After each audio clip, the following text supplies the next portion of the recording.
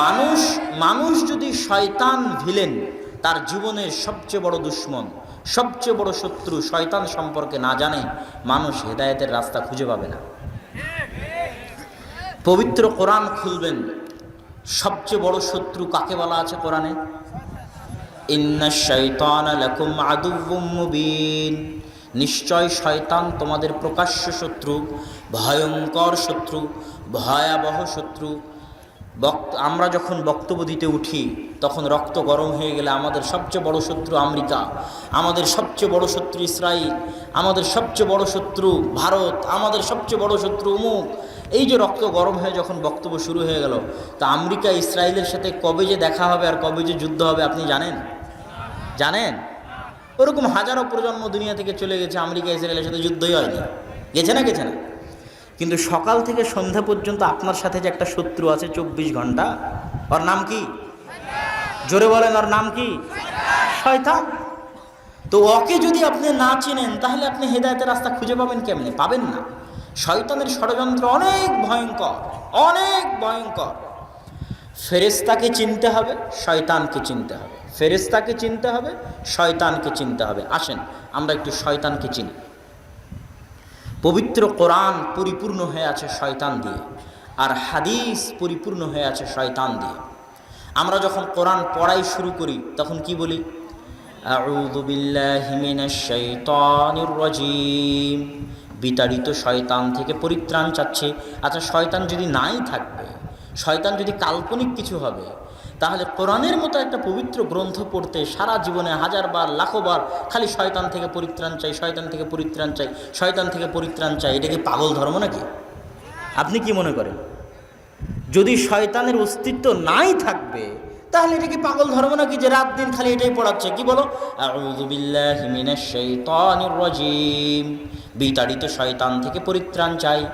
তো শয়তান তো অবশ্যই এমন ভয়ঙ্কর কিছু, এমন ভয়াবহ কিছু, এমন ভয়ানক কিছু, আপনার কল্পনার চাইতে, আপনার চিন্তার চাইতে, আপনার ভাবনার চাইতে ভয়ঙ্কর এবং ভয়ানক কিছু। এত ভয়ানক, এত ভয়ঙ্কর যে 24 ঘন্টা আপনাকে পড়তে হচ্ছে আউযু বিল্লাহি মিনাশ শাইতানির রাজীম। না কি বলেন? আপনি কি মনে করেন? যদি এত ভয়ঙ্কর না হয় এত গুরুত্ব দিয়ে বলার কি দরকার? এত গুরুত্ব দিয়ে বলার প্রয়োজন নাই তো।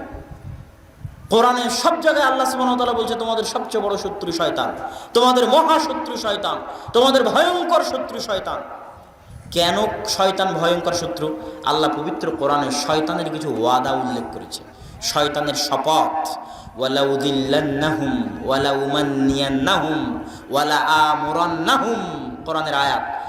শয়তানে শপথ করছে যে অবশ্যই আমি মানুষকে পথ ভ্রষ্ট করবই করব।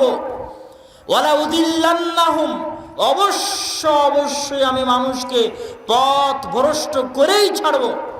ওয়ালা আকুদান্নাহুম সিরাতাকাল মুস্তাকিম, মানুষ সিরাতে মুস্তাকিমে যেন চলতে না পারে, এই জন্য সিরাতে মুস্তাকিমে চলার ক্ষেত্রে মানুষের রাস্তায় আমি শয়তান বাধা দিব তার ডান দিক থেকে, আমি শয়তান বাধা দিব তার বাম দিক থেকে, আমি শয়তান বাধা দিব তার সামনে থেকে, আমি শয়তান বাধা দিব তার পিছন থেকে। এগুলো কোরআনের আয়াতে আল্লাহ বর্ণনা করতেছেন। কার শপথ? জোরে বলেন, কার শপথ? শয়তানের শপথ। তো শয়তান যদি কাল্পনিক কিছু হয়, আর মানুষ যতই আপনি বলেন আমি শয়তানে বিশ্বাস করি, কেউ শয়তানে বিশ্বাস করে না। যতই বলেন ফেরেশতায় বিশ্বাস করি, আসলে কেউ ফেরেশতাতে বিশ্বাস করে না। মানুষ যদি শয়তান আর ফেরেশতাকে জানতো, মানুষ কোনোদিন গুনাহই করতো না। মানুষ যদি বুঝতো যে শয়তান কি, শয়তানের ষড়যন্ত্র কেমন, সে কিভাবে শয়তানের গোলাম হয়ে গেছে, কিভাবে শয়তানের দাস হয়ে গেছে, আর শয়তান যে বাস্তব কিছু, নট কাল্পনিক, শয়তান যে সত্যিই মানুষকে গোলাম বানাতে পারে, আমরা যে সত্যিই শয়তানের গোলাম হয়ে গেছি, এটা যতক্ষণ না বুঝতে পারবো ততক্ষণ শয়তানের গোলামি থেকে মুক্তি পাবো কিভাবে? পাবো না তো মুক্তি। জানতে তো হবে আগে শয়তান কে। শয়তানের পরিচয়ের 1 নম্বর পয়েন্ট হচ্ছে মানুষও শয়তান হতে পারে, জিনও শয়তান হতে পারে। জিন আর মানুষের বাইরে শয়তান বলে আলাদা কোনো সৃষ্টি নাই। আল্লাহ জিন শয়তানই মূল শয়তান। জিনদের মধ্যে যারা পথভ্রষ্ট, জিনদের মধ্যে যারা খারাপ, এরাই শয়তান। আর শয়তানের সবচেয়ে বড় নেতাকে ইবলিস সবচেয়ে বড় নেতাকে ইবলিস। এবং ইবলিস মহাসমুদ্রে বিশাল আসন নিয়ে বসে, এটা কাল্পনিক নয়, সত্যি ইবলিস মহাসমুদ্রে, আজকেও ইবলিস মহাসমুদ্রে তার আসন নিয়ে বসেছে। সারা পৃথিবীতে তার যে বিশাল বাহিনী আছে মানুষকে পথভ্রষ্ট করার, আমাকে এবং আপনাকে পথভ্রষ্ট করার, ওই সব বাহিনী তাকে গিয়ে রিপোর্ট দেয়। আল্লাহর বাহিনী ফেরেশতা আল্লাহকে গিয়ে রিপোর্ট দেয় মানুষ আজ সারাদিন কি করেছে। আর ইবলিসের বাহিনী শয়তান গিয়ে ইবলিসকে রিপোর্ট দেয় কতজন মানুষকে গান শুনিয়েছে, কতজন মানুষকে জেনায় লিপ্ত করিয়েছে, কতজন মানুষকে দিয়ে এই গুনাহ করিয়ে নিয়েছে। তখন ইবলিসের কাছে সবচেয়ে দামি গুনাহ হচ্ছে স্বামী স্ত্রীর মধ্যে তালাক করিয়ে দেওয়া। সবচেয়ে দামি কাজ পৃথিবীতে, ফাসাদ সৃষ্টি করার, পৃথিবীতে ফিতনা সৃষ্টি করার সবচেয়ে দামি কাজ স্বামী স্ত্রীর মধ্যে বিচ্ছিন্নতা করিয়ে দেওয়া। এটাতে ইবলিস সবচেয়ে খুশি হয়, তার সাথে উঠে গিয়ে কোলাকুলি করে। হাদিসের বাক্য, ইয়ালতাজিমু, তাকে উঠে গিয়ে কোলাকুলি করে। নাম আনতা, ইবলিস বলে হ্যাঁ তুমিই ঠিক কাজ করেছো, তোমারই আমার দরকার। কেন ইবলিস এত খুশি হয় স্বামী স্ত্রীর বিচ্ছিন্নতায়? আল্লাহ বহু বক্তব্যে, আদর্শ পরিবারের বহু বক্তব্যে আমি বলেছি, আল্লাহ পৃথিবীকে আবাদ করে কি দিয়ে? পরিবার দিয়ে। কি দিয়ে আবাদ করছে আল্লাহ পৃথিবীকে? পরিবার দিয়ে। যখন লূত আলাইহিস সালামের কওম পরিবার প্রথার বিরুদ্ধে চলে গেছে, তখন আল্লাহ লূত আলাইহিস সালামের কওমকে এইভাবে উল্টিয়ে ধ্বংস করে দিয়েছে, দুনিয়াতেই রাখে না। পৃথিবীর মানুষ আবারও যেই দিন পরিবার প্রথার বিরুদ্ধে চলে যাবে, ওই দিন আল্লাহ পৃথিবী ধ্বংস করে দিবে। সেই দিন কোন দিন? যেই দিন মানুষ, কুকুর যেমন কুকুরনির সাথে রাস্তায় মিলিত হয় লজ্জা বুঝে না, গাধা যেমন গাধীর সাথে প্রকাশ্যে মিলিত হয় লজ্জা বুঝে না, মানুষ ওইভাবে জেনায় লিপ্ত হবে, লজ্জা বুঝবে না। ওই দিন আল্লাহ পৃথিবী আর রাখবেন না, ধ্বংস করে দেবেন। তবে সেই দিন ইমাম মাহদি আর ঈসা আলাইহিস সালামের আগে নয়, তাদের মৃত্যুর পরে একটা শীতল বাতাসে দুনিয়া থেকে সব মুমিন মানুষ চলে যাবে। দুনিয়াতে শুধু কাফের, মুশরিক, ফাসেকরা থাকবে। ওই কাফের, মুশরিক, ফাসেকদের চরিত্র বৈশিষ্ট্য হবে এমন যে তারা পশু প্রাণীর মতো খোলা রাস্তায় জেনায় লিপ্ত হবে। তখন আর পরিবার প্রথা থাকবে না। আর পরিবার প্রথা না থাকা মানে আল্লাহ কিয়ামত কায়েম করে দিবে। তাহলে এখনো কিয়ামত হয়নি কি জন্য বলেন তো?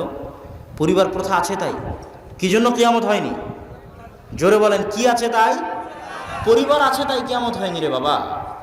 পরিবার আছে এই জন্য কিয়ামত হয়নি। পরিবার যেই দিন থাকবে না ওই দিন কিয়ামত হয়ে যাবে। তাহলে পৃথিবী টিকে আছে পরিবার দিয়ে। তাহলে ইসলামেরও মূল ভিত্তি পরিবার। তো যখন স্বামী স্ত্রীর মধ্যে বিচ্ছেদ ঘটে যায়, তালাক বৃদ্ধি পেয়ে যায়, সমাজ তালাকে পরিপূর্ণ হয়ে যায়, পরকীয়ায় পরিপূর্ণ হয়ে যায়, অবৈধ সম্পর্কে পরিপূর্ণ হয়ে যায়, তখন সমাজ পচে গলে নষ্ট দুর্গন্ধে শেষ হয়ে যায়। পরিবারই যখন নাই, তখন আর ইসলাম থাকে কিভাবে? এই জন্য ইবলিস সবচেয়ে ভালোবাসে পরিবার ধ্বংস করতে। কি ধ্বংস করতে? ইবলিসের বাহিনী যারা পৃথিবীতে আছে, এরাও দেখবেন সব পরিবারের শত্রু। কিসের শত্রু? পরিবারের শত্রু। ওই যে মা এবং বোনকে বাড়ির থেকে বের করে নিয়ে যাবে এনজিওর কর্মী, নারীবাদীরা, এই নারীবাদীরা সব কার গোলাম? ইবলিসের গোলাম। কার গোলাম? শয়তানের গোলাম। এবং কে জানে এদের সাথে শয়তানের কথোপকথন হয়, মিটিং হয়, অস্বাভাবিক কিছু নয়। শয়তানের সাথে তাদের কথোপকথন হতে পারে, শয়তানের সাথে তাদের মিটিং হতে পারে। এরা শয়তানের আদেশে, ইবলিসের আদেশে পরিবার ধ্বংস করার জন্য এরা রাস্তায় নেমেছে, মাঠে নেমেছে। মেয়েদেরকে ঘর থেকে বাইরে বের করে নিয়ে গেলে পরিবার ধ্বংস হয়ে যাবে। এই জন্য ইবলিস সবচেয়ে পছন্দ করে পরিবার ধ্বংস করতে। এই জন্য আজকের পৃথিবীতে দেখবেন যত ইহুদি, যত খ্রিস্টান, যত প্রো জায়নিস্ট, যারা জায়নিজমে বিশ্বাস করে, ইহুদিবাদে বিশ্বাস করে, এবং আজকের আধুনিক যুগের নগ্ন সেকুলারিজম, ব্যক্তি স্বাধীনতায় যারা বিশ্বাস করে যে অমুক স্বাধীন ব্যক্তি, ও যদি চায় সমকামিতা করবে করুক, অমুক স্বাধীন নারী ও যদি চায় জেনায় লিপ্ত হবে হোক, অমুক স্বাধীন নারী ও যদি চায় বেপরদায় চলবে চলুক, তুমি বাধা দেওয়ার কে? এরকম জঘন্য নীতি, জঘন্য বাক্য যারা প্রচার করে, এরা কার গোলাম? শয়তানের গোলাম, ইবলিসের গোলাম। এদের সাথে ইবলিসের মিটিং হয়। কেননা ইবলিস তো সবচেয়ে খুশি হয় কি ধ্বংস করতে পারলে? পরিবার ধ্বংস করতে পারলে। এই জন্য পরিবার ধ্বংসের যত ষড়যন্ত্র আছে, মহিলাদেরকে ঘর থেকে বের করে নিয়ে যাওয়া, মহিলাদেরকে বেপরদায় লিপ্ত হওয়া, জেনা বেভিচার আম করে দেওয়া, সমকামিতাকে আম করে দেওয়া, প্রকাশ্য করে দেওয়া মানবাধিকারের নামে, এগুলো সব হচ্ছে পরিবার ধ্বংস করার মাধ্যম। আর এরা সব শয়তানের নির্দেশে, শয়তানের গোলাম হয়ে এগুলো করে। এদের পক্ষে আছে শয়তানের পক্ষ থেকে ওহী হয়, মানে শয়তানে এদের কাছে পাঠায় যে এইভাবে লেখো, এইভাবে বলো। এইসব মিডিয়া এগুলো সব হচ্ছে শয়তানের গোলাম। এই জন্য আজকে যে, যদিও এটার বিষয়ে কালকে বিস্তারিত আলোচনা করব, তাও বলি আজকে রাশিয়ার সাথে যে আমেরিকার যুদ্ধ হচ্ছে, তো রাশিয়ার একজন দার্শনিক আছে আলেকজান্ডার দুগিন, উনি ওনার বইয়ের মধ্যে এই জিনিসগুলো খুব স্পষ্ট করে তুলে ধরেছে যে কিভাবে আমেরিকা এবং ইসরায়েলের প্রো জায়নিজম, যারা জায়নিজমে বিশ্বাস করে, ইহুদিবাদে বিশ্বাস করে, তারা কিভাবে মানবাধিকারের নামে একটা দেশে সংখ্যালঘুদেরকে শক্তিশালী বানিয়ে দেয়, সংখ্যাগরিষ্ঠদেরকে অসহায় করে দেয়। বুঝতে পারেন? সংখ্যালঘুদেরকে শক্তিশালী করে আর সংখ্যাগরিষ্ঠদেরকে অসহায় করে দেয়। অসহায়। আপনি আজকে যদি ভোটের ব্যবস্থা করেন, তো আজকের ভোটে আপনি দেখতে পাবেন যে মানুষ, সংখ্যাগরিষ্ঠ মানুষ ইসলামের পক্ষে, মুসলমানদের পক্ষে, ইসলামী আইন কানুনের পক্ষে, ইসলামী নিয়ম নীতির পক্ষে, কিন্তু কিছু অল্প সংখ্যক মানুষ যারা সংখ্যালঘু, তারা ওটার পক্ষে নয়। ওই সংখ্যালঘু মানুষের মানবাধিকারের নামে, ওই সংখ্যালঘু মানুষের অধিকারের নামে সংখ্যাগরিষ্ঠকে মাজলুম করে দেওয়া হয়েছে সারা পৃথিবীতে। এটাই হচ্ছে ইহুদিদের ভয়ঙ্কর অস্ত্র, যে তারা মানবাধিকারের নামে এই জিনিসটা করে। সমাজে কি চলতেছে, সমাজের কি নিয়ম নীতি, কি কৃষ্টি কালচার দেশের, এগুলো পড়া নয়। অমুক স্বাধীন, প্রত্যেকটা মানুষ ব্যক্তিগতভাবে স্বাধীন, ও যদি এখন উলঙ্গ হয়ে ঘুরে বেড়ায়, তোমাকে উলঙ্গ হয়ে ঘুরে বেড়াতে দিতে হবে, তাতে তোমার কষ্ট লাগলো, এটাই নাকি স্বাধীনতা। বলে রিয়াজ বিল্লাহ, এটা হচ্ছে শয়তানের গোলামি। তো বিস্তারিত এটা কালকে বলবো ইনশাল্লাহ। তো এখান থেকে আমরা আবার ফিরি। শয়তান, শয়তানের দাসত্ব। শয়তান সবচেয়ে পছন্দ করে পরিবার ভেঙে দিতে। এবার শয়তান সম্পর্কে কয়েকটা হাদিস শোনেন। শয়তান সম্পর্কে কয়েকটা হাদিস একের পর এক বলি। রাসূল সাল্লাল্লাহু আলাইহি ওয়াসাল্লাম বলছেন, মা মিন মাউলুদিন ইল্লা ইয়ামাসসুহু শাইতান, এমন কোন আদম সন্তান জন্মগ্রহণ করে না যাকে শয়তানি স্পর্শ করে না। শয়তানের স্পর্শ কাল্পনিক নয়, শয়তানের স্পর্শ মাজাজান, কাল্পনিক রূপক অর্থে নয়, বরং হাকিকাতান শয়তানে হাত লাগায়। মা মিন মাউলুদিন ইল্লা ইয়ামাসসুহু শাইতান, এমন কোন আদম সন্তান জন্মগ্রহণ করে না যাকে জন্মের পরে শয়তানে হাত লাগায় না, মাসসা টাচ করে না, হাত্তা ইস্তাহিল্লা সারিখা, শয়তানের স্পর্শে ওই বাচ্চা কেঁদে ওঠে। ইল্লা মারিয়াম ওয়া ইবনু, তবে মারিয়াম এবং তার সন্তান ঈসার গায়ে শয়তান টাচ করেনি। রাসূল সাল্লাল্লাহু আলাইহি সাল্লামের হাদিস। রাসূল সাল্লাল্লাহু আলাইহি ওয়াসাল্লাম বলছেন, এগুলো প্রায় আবু হুরায়রা রাদিয়াল্লাহু তাআলা আনহু থেকে বর্ণিত, বুখারী মুসলিমের হাদিস, যে এমন কোন আদম সন্তান নেই, প্রত্যেক আদম সন্তান লাহু কারিনান, তার দুটো বন্ধু আছে, কারিনুম মিনাল মালায়েকা ওয়া কারিনুম মিনাশ শাইতান, একটা ফেরেশতা বন্ধু, একটা শয়তান বন্ধু। অন্তরে যত খারাপ কথা জাগ্রত হয়, প্রত্যেকটা কথা শয়তান বন্ধুতে দেয়, আর যত ভালো কথা জাগ্রত হয়, প্রত্যেকটা কথা ফেরেশতা বন্ধুতে দেয়। তাহলে আমাদের প্রত্যেকের সাথে সব সময় কয়টা বন্ধু আছে? দুইটা বন্ধু আছে, একটা বন্ধু শয়তান, একটা বন্ধু ফেরেশতা। তাহলে আমি যে সকালবেলা ফজরের সময় ঘুমিয়ে থাকছি, আমাকে ভালো লাগছে এটা মনে করে, এটা ভয়ঙ্কর ধোঁকা। যুবক, তোমাকে বলছি, এটা ভয়ঙ্কর ধোঁকা। তুমি বলছো গান শুনতে ভালো লাগছে, এটা তোমাকে ভালো লাগে না, এটা ভয়ঙ্কর ধোঁকা। তুমি যদি মনে করো আমাকে গান শুনতে ভালো লাগছে, এটা ধোঁকা। তুমি যদি মনে করো আমাকে ফজরের পর শুয়ে থাকতে ভালো লাগছে, এটা ধোঁকা। যুইয়িনা লাহুম, তোমার সামনে ভালো লাগায় আর শয়তান, শয়তানে ভালো লাগায়। অতএব তুমি আগে এটা বুঝতে শিখো, নাহলে যুদ্ধ করতে পারবে না। এই পৃথিবীতে মরা পর্যন্ত যুদ্ধ হচ্ছে শয়তানের সাথে। শয়তানের সাথে তো তখন যুদ্ধ করতে পারবে যখন তুমি জানবে যে আমি ফজরে, আমাকে ঘুমাচ্ছে কে, ফজরে আমাকে ঘুম পাড়াচ্ছে কে, বলেন? আপনাকে গান শোনাচ্ছে কে? আপনার কানের মধ্যে গানকে ভালো লাগায় কে? শয়তান। যখন কারো কান গানের আওয়াজ শুনতে পছন্দ করে, ইবনুল কাইয়িম বলছে মৃত্যুর সময় তার কান কালেমা লা ইলাহা ইল্লাল্লাহকে ঘৃণা করে। নাউযুবিল্লাহ। যার কান একবার গানের আওয়াজ শুনতে ভালোবাসে, মৃত্যুর সময় ওর কান কাকে ঘৃণা করে? কালেমা লা ইলাহা ইল্লাল্লাহকে ঘৃণা করে। তাহলে শয়তানকে আপনি চিনতে পারবেন না যতক্ষণ না শয়তানের শক্তি ক্ষমতা জানবেন। রাসূল সাল্লাল্লাহু আলাইহি ওয়াসাল্লাম বলছেন, ইন্না শাইতান ইয়াজরি মাজরাদ দাম, মানুষের রক্তের কণায় কণায় শয়তান চলতে পারে। এটা কি কাল্পনিক না বাস্তব? বাস্তব। আপনার রক্তের কণায় কণায় শয়তান চলতে পারে। এই জন্য রাসূল সাল্লাল্লাহু আলাইহি ওয়াসাল্লাম বলছেন, যারা শাহওয়াত, নিজের মনের শাহওয়াত কন্ট্রোল করতে চায় তারা রোজা রাখো। রোজা রাখলে খাবার কম হয়, খাবার কম হলে রক্তকণিকা ছোট হয়ে যায়, রক্তকণিকা ছোট হয়ে যাওয়ার জন্য শয়তান ঢুকতে পারে না রক্তকণিকার মধ্যে। এই জন্য সিয়াম রাখো, রোজা রাখো, যাতে শয়তানে তোমার রক্তকণিকার মধ্যে ঢুকতে না পারে।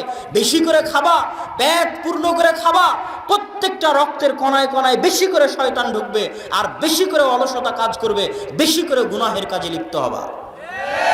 সিয়াম থাকো, না খেয়ে থাকো, রক্তকণিকা বন্ধ হয়ে যাবে শয়তানের জন্য। এগুলো কাল্পনিক কথা না, এগুলো বাস্তব কথা। আপনাকে পথভ্রষ্ট করায়, আপনাকে নষ্ট করে, আপনাকে ধ্বংস করে, আমাকে এবং আপনাকে ধ্বংস করে আমাদের চিরন্তন শত্রু, আমাদের জানি মানি শত্রু, আমাদের জীবনের শত্রু, মরণের শত্রু ইবলিস এবং তার বাহিনী।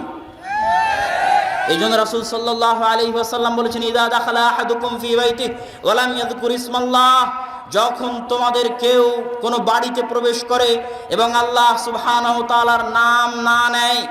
আল্লাহ সুবহানাহু ওয়া তাআলার নাম হচ্ছে আসসালাম। সালাম মানে শান্তি। আল্লাহ সুবহানাহু ওয়া তাআলার নাম হচ্ছে আসসালাম, সালাম মানে শান্তি।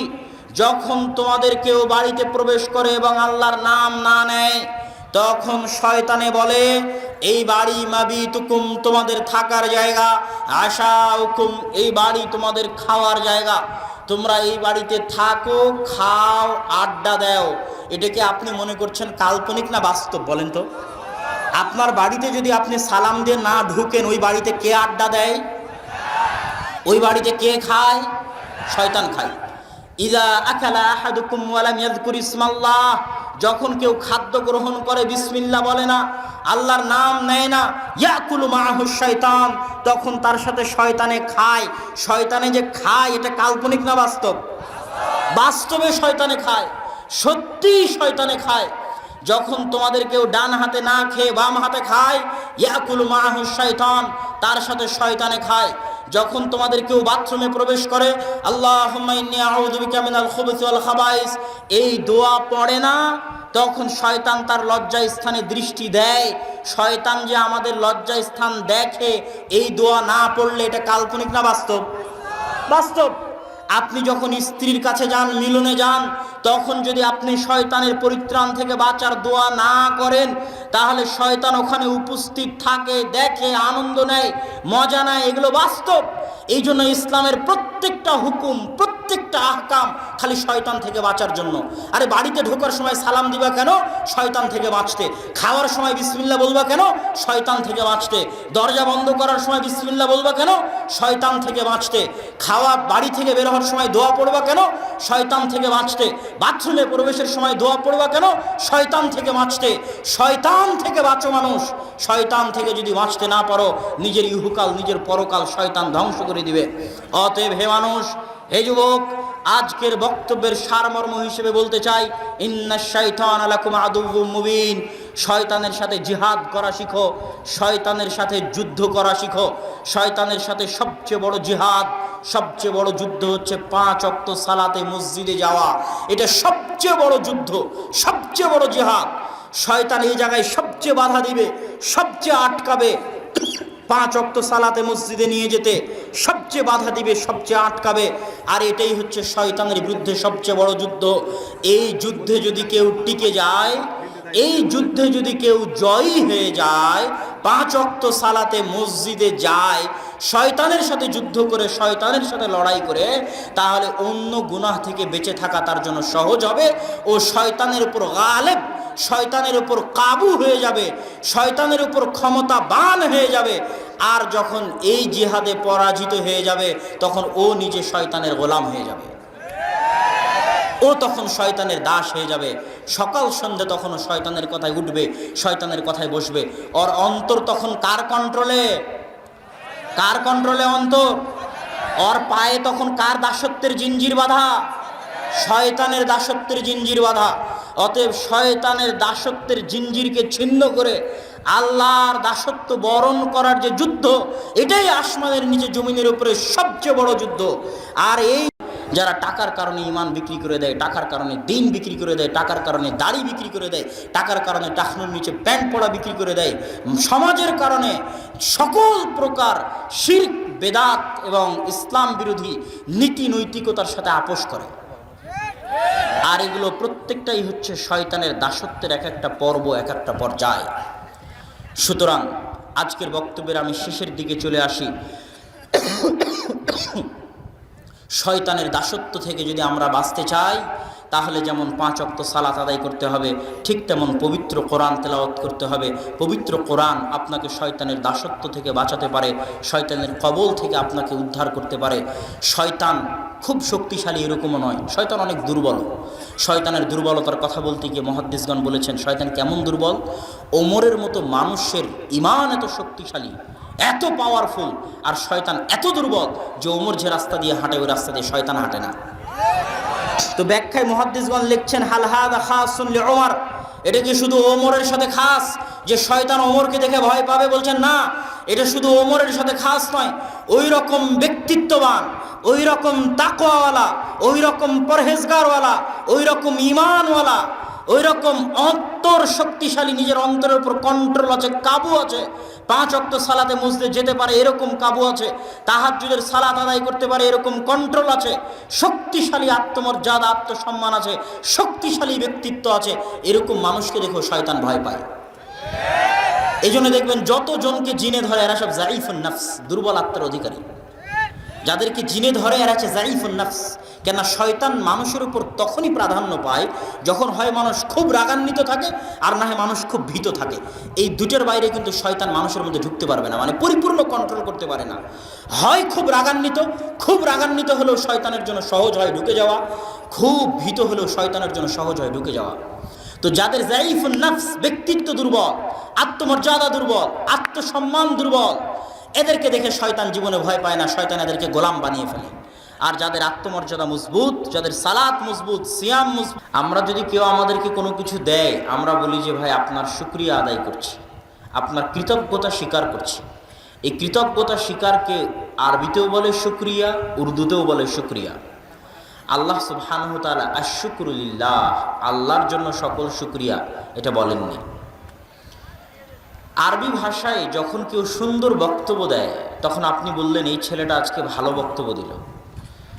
কোনো বাড়ি যখন সুন্দর হয়, আপনি বললেন এই বাড়িটা অনেক সুন্দর। কারো চেহারা যখন সুন্দর হয়, বললেন তার চেহারা অনেক সুন্দর।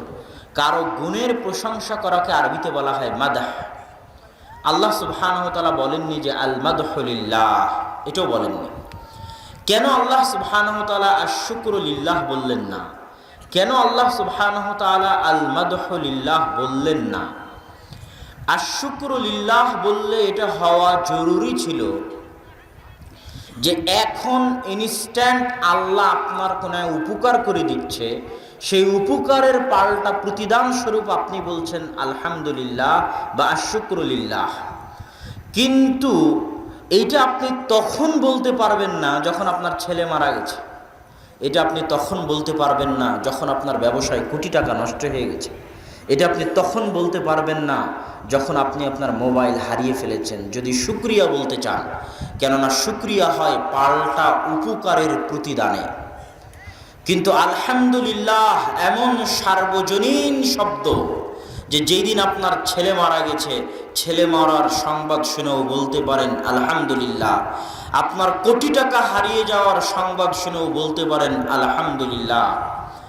আপনার সব কিছু নষ্ট হয়ে যাওয়ার, ধূলিসাৎ হয়ে যাওয়ার পরেও বলতে পারেন আলহামদুলিল্লাহ।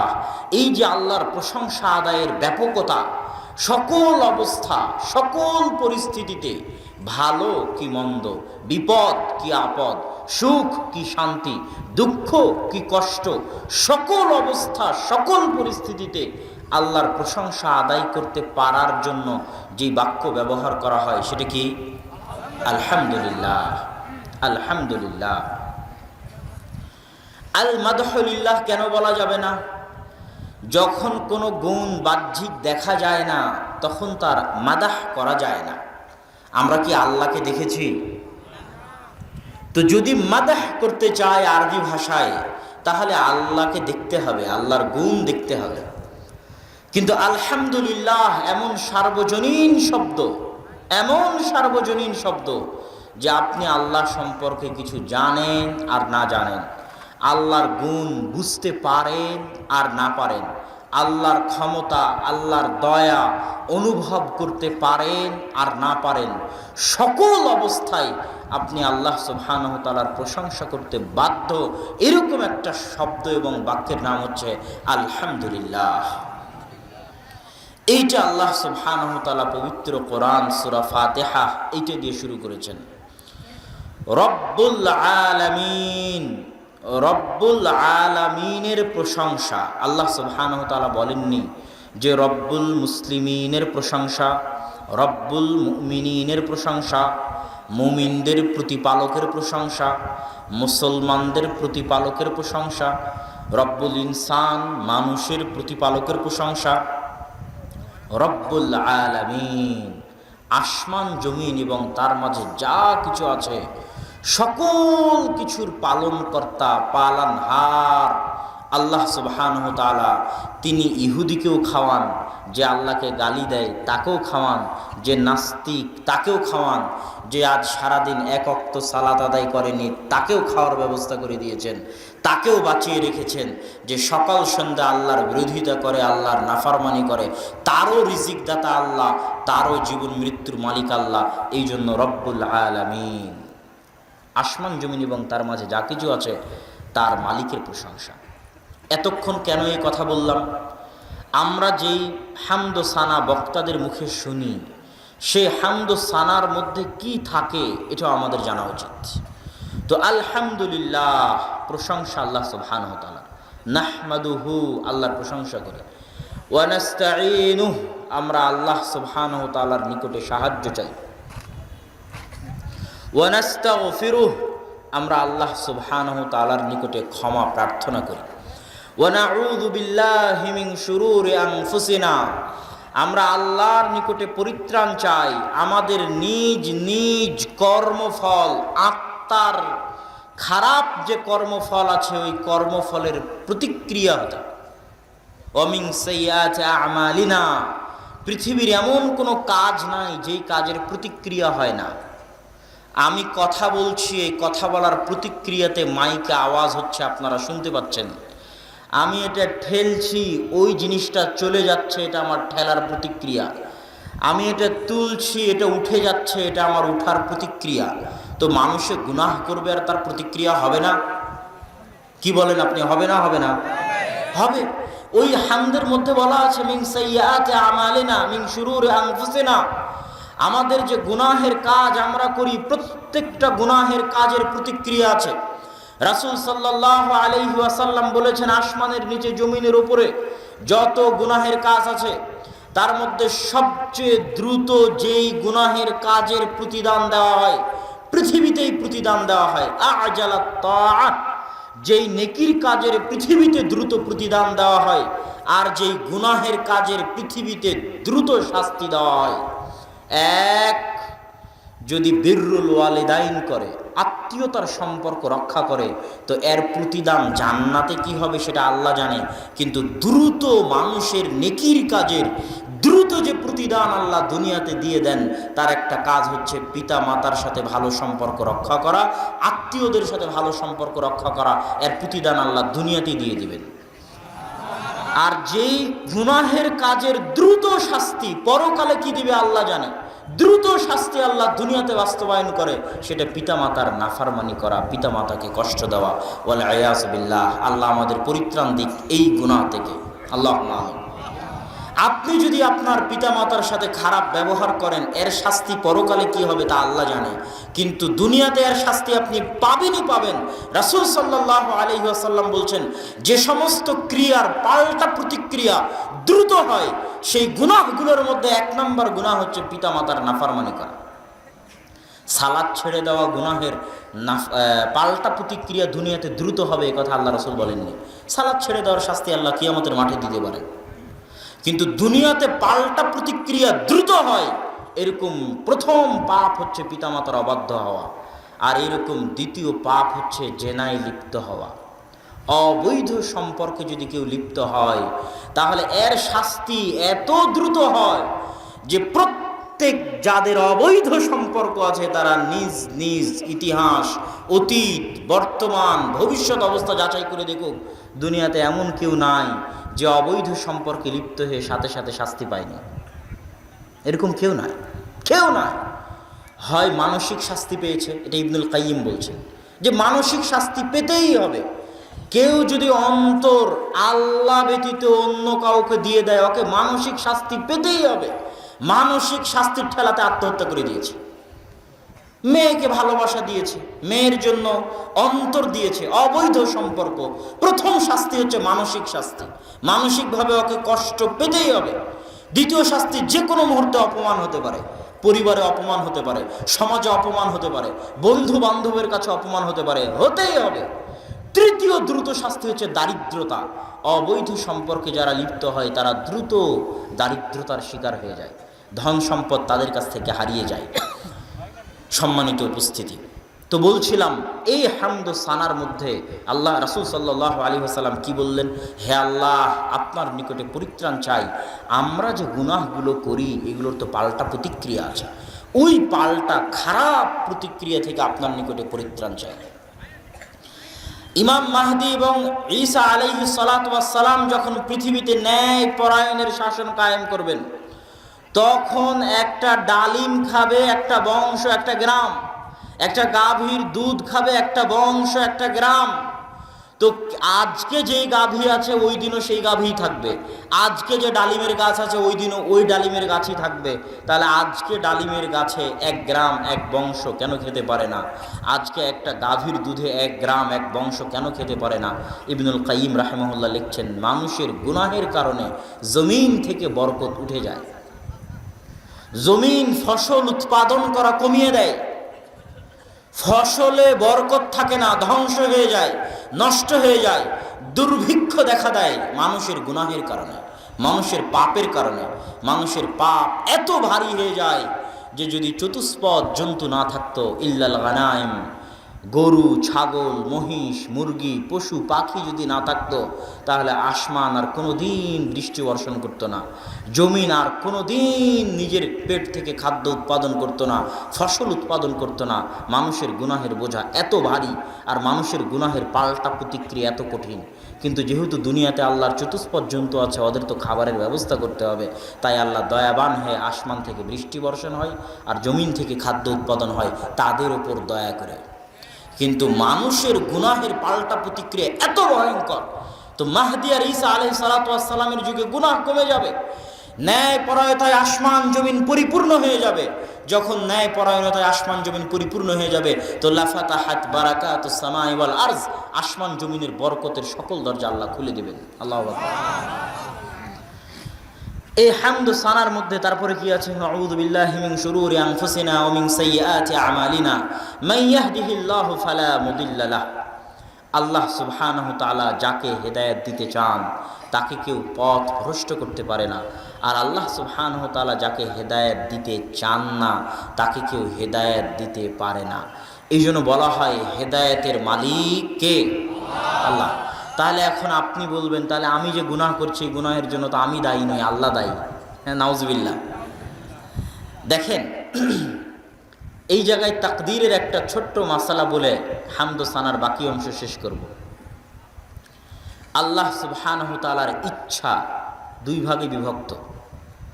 আল্লাহ সুবহানাহু তাআলার পৃথিবী পরিচালনাগত ইচ্ছা আর আল্লাহ সুবহানাহু তাআলার শারঈ ইচ্ছা। আল্লাহ সুবহানাহু তাআলা জিন কার সৃষ্টি? জোরে কথা বলতে হবে, কার সৃষ্টি? ইবলিস কার সৃষ্টি? আল্লাহর কি এমন ঠেকা পড়েছে যে ইবলিসকে জাহান্নামে দিতে হবে? ইবলিসের সাথে আল্লাহর অতীত কোনো শত্রুতা আছে? কোনো শত্রুতা নেই। ফেরাউন কার সৃষ্টি? ফেরাউন কার বান্দা? আল্লাহর বান্দা, আল্লাহর সৃষ্টি। ফেরাউনের সাথে আল্লাহর কি অতীত কোনো শত্রুতা আছে যে ফেরাউনকে জাহান্নামে দিতে হবে? নাই।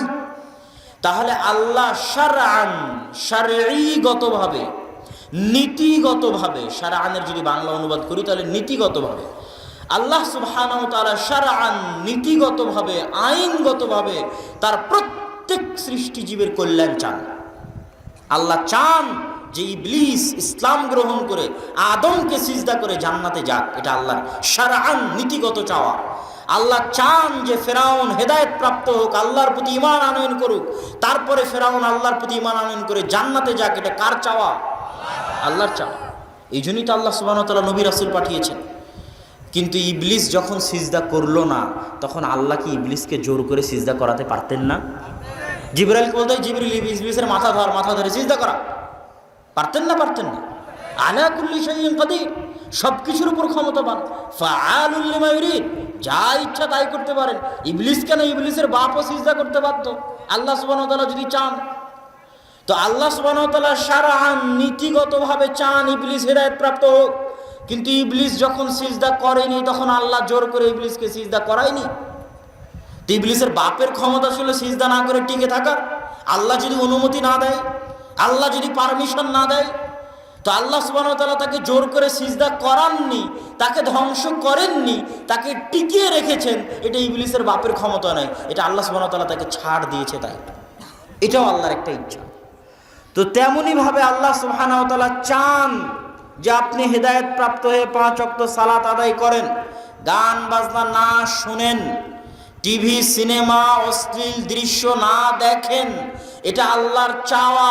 এই চাওয়ার জন্য আল্লাহ কোরআন পাঠিয়েছে, এই চাওয়ার জন্য আল্লাহ নবী পাঠিয়েছে, এই চাওয়ার জন্য আল্লাহ আজকে প্রোগ্রামের আয়োজন করেছে, এই চাওয়ার জন্য আল্লাহ বক্তব্যের ব্যবস্থা করে দিয়েছে, জুমার খুতবা করে দিয়েছে, মসজিদ করে দিয়েছে। এত কিছু করে দেওয়ার পরও যখন আপনি গান শোনেন, আপনার কান কি বধির হয়ে যায়? কি কথা বলেন না যে কান বধির হয়? কিন্তু আল্লাহ চাইলে বধির করতে পারেন না? পারেন না? তোকে গান শুনতে দিব না, কেমনে শুনিস দেখি? পারেন বধির করতে। আপনি যখন অশ্লীল দৃশ্য দেখেন, আপনার চোখ কি অন্ধ হয়? হয় না। আল্লাহ চাইলে অন্ধ করতে পারে না? পারে না? পারে। তাহলে আল্লাহ শারআন চাচ্ছেন আপনি না দেখেন, কিন্তু যখন আপনি দেখছেন তখন আল্লাহ বাধাও দেয় না।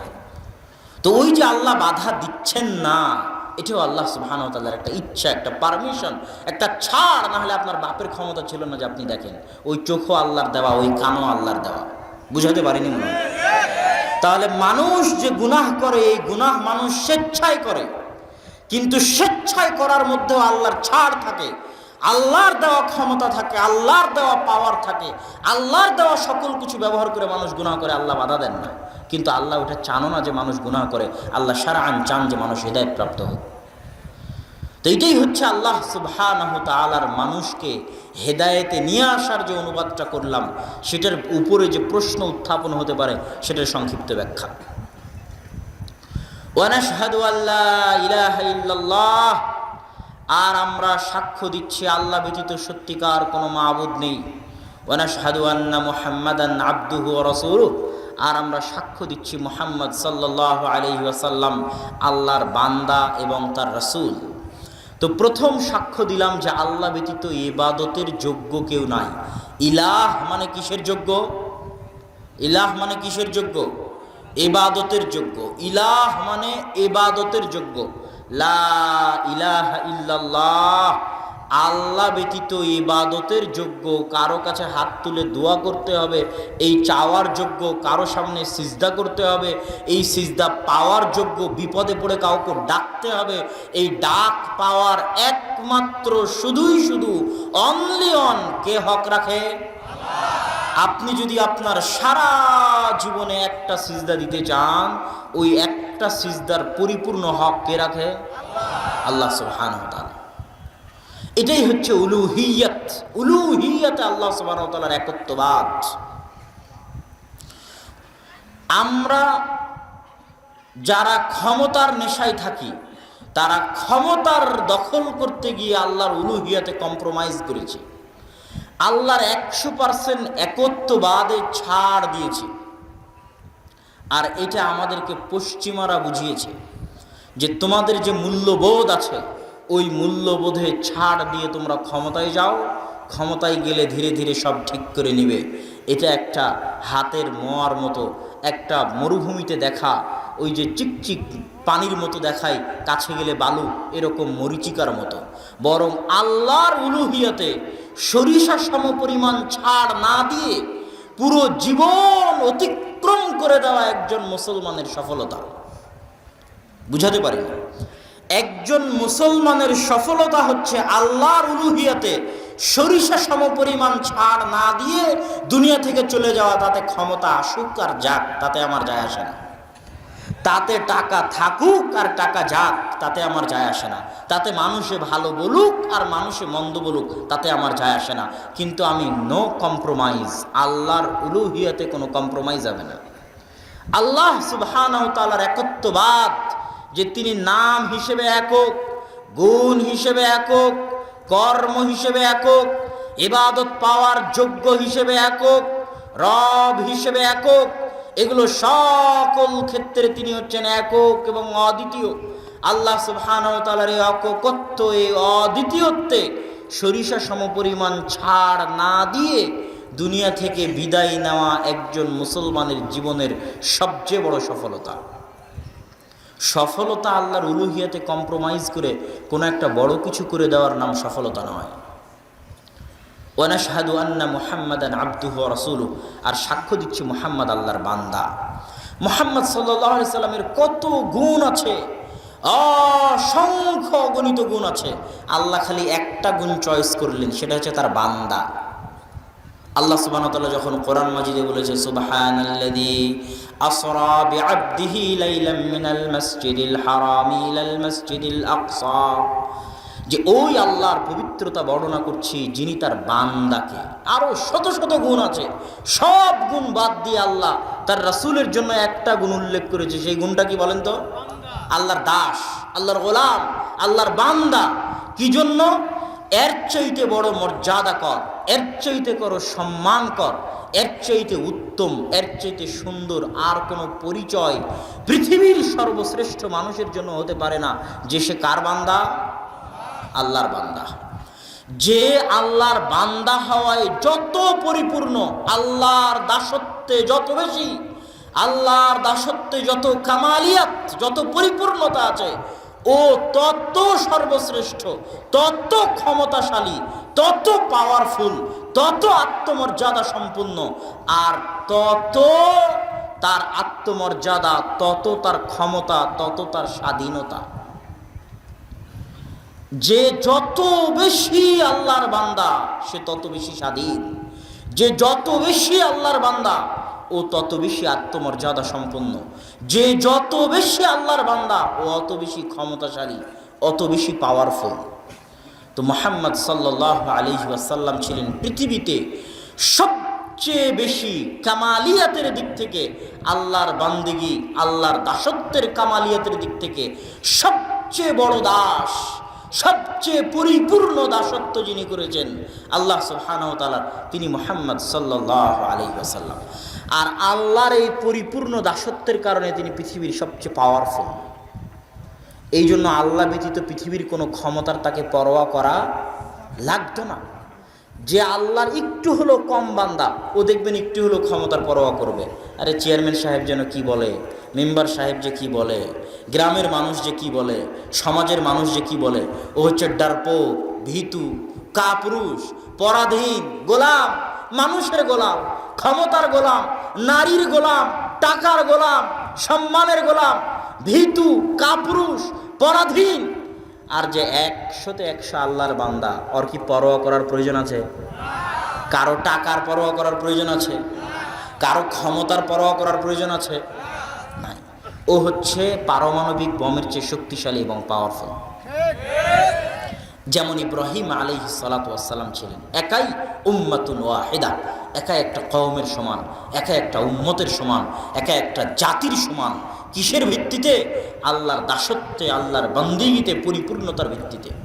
তাহলে ওয়া নাশহাদু আন্না মুহাম্মাদান আবদুহু ওয়া রাসূলুহু, আর আমরা সাক্ষ্য দিচ্ছি মুহাম্মদ সাল্লাল্লাহু আলাইহি ওয়াসাল্লাম আল্লাহর বান্দা এবং তার রাসূল। এই ছিল আজকে আমাদের বক্তব্যে। আরও হাজারো বক্তব্যে যে হামদ এবং সানা পাঠ করা হয়, সেই হামদ এবং সানার অতি সংক্ষিপ্ত ব্যাখ্যা। এই হামদ এবং সানার উপরেই যদি বক্তব্য দেওয়া হয় তো 2 ঘন্টা পার হয়ে যাবে। অন্য অনেক বক্তব্যের চাইতে অনেক ভালো এবং সুন্দর, মানুষের জন্য শিক্ষণীয় হবে। কেন ওই কথাটুকু তো আল্লাহ রাসূল আরবিতে বলতেন, মানুষের শিখার জন্যই তো, নাকি না? না শিখার জন্য বলতেন? এমনি একটা জিকির পাঠ করে গেলাম এরকম কিছু নাকি? এরকম কিছু নয়। তারা আরবেরা আরবি বুঝতো, তাদের শিখার জন্যই বলতেন আলহামদুলিল্লাহি ওয়াহদা ওয়াসসালাতু ওয়াসসালামু আলা মান লা নাবিয়্যা বা'দা নাহমাদুহু ওয়া নাস্তাঈনুহু ওয়া নাস্তাগফিরুহু ওয়া নাউযু বিল্লাহি মিন শুরুরি আনফুসিনা ওয়া মিন সাইয়্যাতি আ'মালিনা মান ইয়াহদিহিল্লাহু ফালা মুদিল্লা লাহু ওয়া মান ইউদ্লিলহু ফালা হাদিয়া লাহু আশহাদু আল লা ইলাহা ইল্লাল্লাহু ওয়াহদাহু লা শারীকা লাহু ওয়া আশহাদু আন্না মুহাম্মাদান আবদুহু ওয়া রাসূলুহু। এটা হচ্ছে পৃথিবীর সর্বশ্রেষ্ঠ বক্তব্য, পৃথিবীর সর্বশ্রেষ্ঠ বক্তব্য। এই বক্তব্য শুনে কবিরাজে ইসলাম গ্রহণ করেছে, অন্য কোনো বক্তব্য দেওয়া লাগেনি, এই বক্তব্যটুকু শুনে ইসলাম গ্রহণ করেছে। আল্লাহু আকবার। তাহলে অবশ্যই এই বক্তব্যের মধ্যে এমন কিছু আছে যেটা মানুষের বুঝার, যেটা মানুষের জানার, যেটা মানুষের অর্জন করার। সম্মানিত উপস্থিতি, আজকে আপনাদের সামনে আমার আলোচনার বক্তব্যের সংক্ষিপ্ত বিষয়বস্তু শয়তানের ষড়যন্ত্রে মানুষ, শয়তানের দাসত্বে মানুষ।